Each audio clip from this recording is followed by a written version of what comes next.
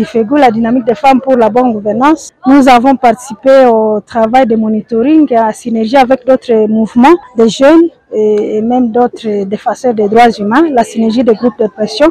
Et après, nous avons fait constat amer qu'il y a beaucoup de détenus qui sont délaissés par leur famille, qui habitent loin de Butembo, qui ne mangent pas, qui vivent dans des conditions difficiles, qui n'ont pas assez vêtus, bref, des malades aussi, et parmi ces détenus. Comme mère, parce que la DIFEGU, c'est une organisation de femmes où il y a des jeunes garçons ou des papas, pour raison de genre, nous avons pris la décision de nous mobiliser et de mobiliser d'autres jeunes pour que nous puissions trouver quelque chose à terme d'habits, mais aussi à manger, pour tant ça peut contribuer à la réduction de la souffrance de ces détenus les plus vulnérables. Parce qu'il faut le dire, on ne peut pas être en mesure de satisfaire tous les détenus ou tous les prisonniers, parce qu'il y a aussi ceux qui sont condamnés et on ne peut pas être en mesure de les satisfaire. C'est pourquoi aujourd'hui nous sommes venus, nous avons servi 85 et chaque détenu a su recevoir une pièce d'habit qui peut l'aider à être protégé contre le froid, mais aussi nous avons amené des pains et aussi des jus qui sont très malades. C'est un signe de compassion, mais aussi un appel au gouvernement de pouvoir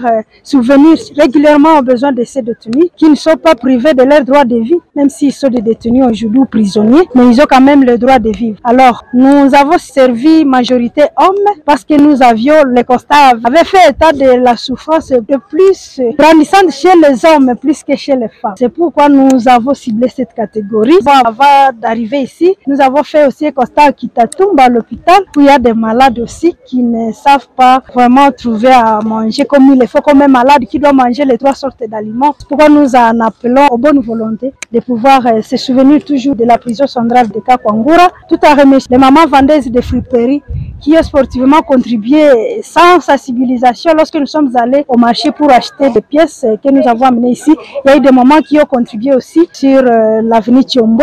Nous les remercions.